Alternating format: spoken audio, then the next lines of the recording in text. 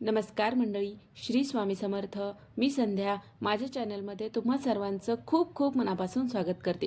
बघा मंडळी, 19 मार्चपासून गुढीपाडव्यापासून चैत्र नवरात्रीला सुरुवात झालेली आहे आणि ज्याप्रमाणे आपण शारदीय नवरात्र आहे तसंच चैत्र नवरात्र सुद्धा अतिशय महत्त्वाचं मानलं जातं.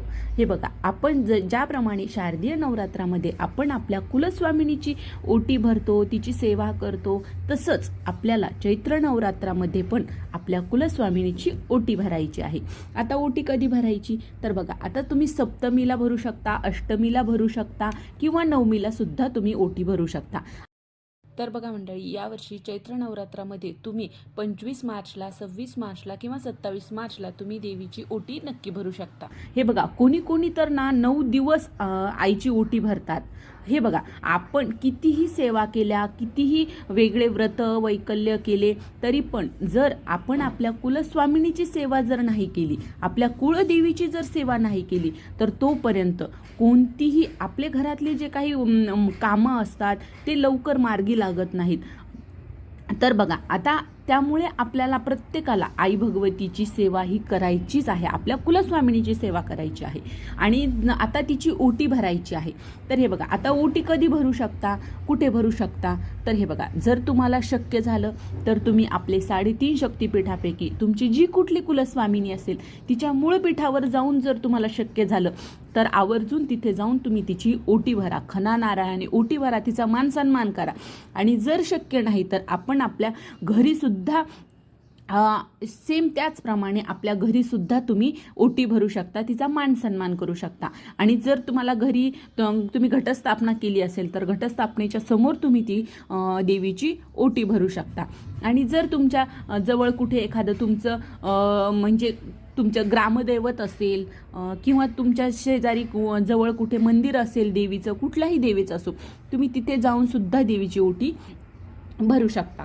हे बघा, आता आपल्याला ओटी कशा प्रकारे भरायची आहे हे आपण पाहूया. आता चैत्र, आपण ज्याप्रमाणे आपण शारदीय नवरात्रात ओटी भरतो सेम त्याचप्रमाणे आपल्याला चैत्र नवरात्रामध्ये सुद्धा ओटी भरायची आहे.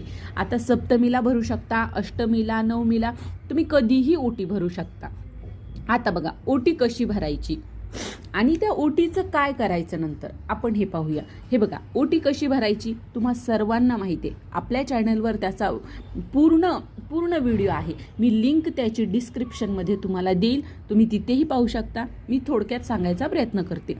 तर बघा, आता तुम्हाला अगोदर एक ताट घ्यायचं आहे.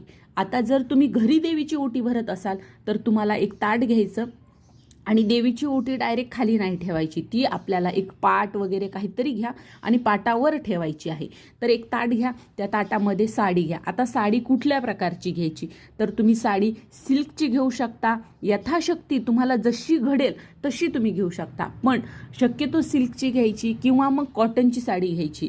आईला जेव्हा आपण आईची ओटी भरत असतो कुलस्वामिनीची, त्यावेळेस आपल्याला कॉटनच्या साडी घेतल्याने काय होतं, कॉटनच्या साडीमध्ये उष्णता असते, ऊर्जा असते आणि ती ऊर्जा आपल्या म्हणजे कुलस्वामिनीकडून आपल्याला घ्यायची असते. म्हणून ती कॉटनची साडी घेण्याचा प्रयत्न करा.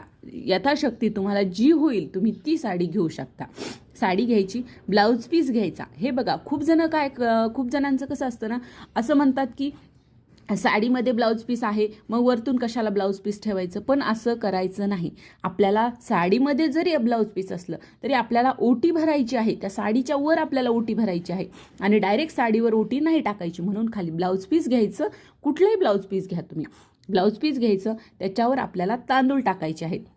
आता तांदूळ एवढेशे नाही घ्यायचे, एकदम आपल्याला आपल्या मुठीमध्ये जितके बसतील अशा 5 मुठी तांदूळ आपल्याला घ्यायचे आहेत. आणि तुटका तांदूळ शक्यतो नाही घ्यायचा, अख्खा तांदूळ घ्यायचा. अशा 5 मुठी तांदूळ घ्यायचा.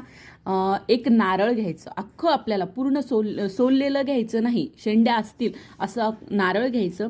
आणि खारीक, वाटी, सुपारी, हळकुंड, बदाम, खडीसाखर हे घ्यायचं. आणि त्याचबरोबर आईचे 11 अलंकार घ्यायचे आपल्याला. 11 अलंकार कुठेही मिळून जातात. 11 अलंकार घ्यायचे, वेणी घ्यायची, गजरा घ्यायचा, वेणी किंवा गजरा काही घेऊ शकता, कारण देवीला वेणी गजरा खूप आवडतो म्हणून ते घ्यायचं. त्याचबरोबर आवर्जून लक्ष करून आपल्याला दक्षिणा टाकायची, यथाशक्ती 1 रुपया असो 11 रुपये असो, जितकी आपल्याला होईल तितकी दक्षिणा टाकायची, कधीही विसरायचं नाही. दक्षिणा ठेवायची आणि ही सर्व ओटी, त्यामध्ये हळद कुंकूसुद्धा टाकायचं, जर पुड्या असतील तर पुड्या टाका. आणि ही सर्व ओटी आपल्याला काय करायचं आहे, ही ओटी अशी ताटात ठेवली आपण, मग ते ताट उचलून घ्यायचं, आपल्या छातीशी लावायचं आणि देवीचा जय जयकार करायचा. आता देवीचा जय जयकार कसा करायचा तुम्हा सर्वांना माहिती, तर देवीचा जय जयकार करायचा, देवीचा नवार्ण मंत्र म्हणायचा आणि नंतर ती ओटी अशी देवीच्या समोर ठेवायची. देवीच्या समोर ठेवल्याच्या नंतर जर तुम्ही घरी दाखवत असाल घराच्या समोरच ठेवा आणि जर तुम्ही मंदिरात ठेवत असाल तर तिथे ठेवून द्या. आता नंतर त्या ओटीचं काय करायचं, जर तुम्ही मंदिरात ठेवत असाल तर ती तिथेच ठेवून द्या आणि जर तुम्ही घरी ठेवत असाल तर काय करायचं, ती जी साडी आहे ती देवीचा आशीर्वाद म्हणून तुम्ही नेसू शकता. ते जे नारळ आहे ते तुम्ही एखाद्या मंदिरात ठेवू शकता किंवा तुम्ही त्याचा काहीतरी गोड प्रसाद म्हणून खाऊ शकता. आणि ते ओटीचं साहित्य आहे, ते ओटीचं साहित्य तुम्ही स्वतःसाठी वापरू शकता किंवा तुम्हाला जर वाटत असेल तर तुम्ही एखाद्या मंदिरात सुद्धा देऊ शकता. ते जे तांदूळ आहे ते पण तुम्ही मंदिरात देऊ शकता किंवा त्याचा काहीतरी गोड पदार्थ आपल्या घरात सुद्धा तुम्ही करू शकता. अशा प्रकारे तुम्हाला त्या ओटीचं करायचं आहे. तर बघा, अशा प्रकारे अतिशय साध्या पद्धतीने, सोप्या साध्या पद्धतीने आपल्याला आई भगवतीची ओटी भरायची आहे.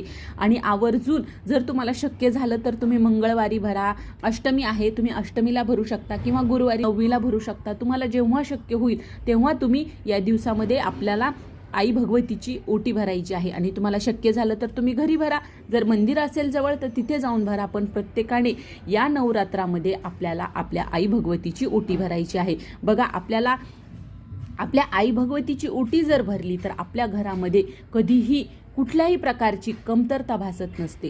हे बघा, प्रत्येक वेळेस आपण आई भगवतीला, कुठल्याही देवाला पैसा दे, हे दे, ते दे मागत असतो. पण आता ह्या नवरात्रामध्ये आपण आपल्या आईला फक्त एवढीच प्रार्थना करायची आहे की हे आई भगवती, जेव्हा आपण ओटी आईपुढे ठेवू, जय जयकार करू, त्याच वेळेस आपल्याला प्रार्थना करायची की माझ्या घरामध्ये सर्वांना सुखी समाधानी आरोग्य दे. फक्त एवढी प्रार्थना करायची. आणि बघा, आई भगवती या दिवसामध्ये आपल्याला सर्व काही देईल. तर ही छोटीशी माहिती होती, ओटी कशी भरायची ही मला तुमच्यापर्यंत पोहोचवायची होती. तर कसा वाटला व्हिडिओ नक्की कमेंट करून सांगा. आणि जर व्हिडिओ आवडला असेल तर आपल्या चॅनलला सबस्क्राईब करायला विसरू नका. चला तर मग परत भेटूया अशाच एका महत्त्वपूर्ण माहितीसोबत. तोपर्यंत श्री स्वामी समर्थ.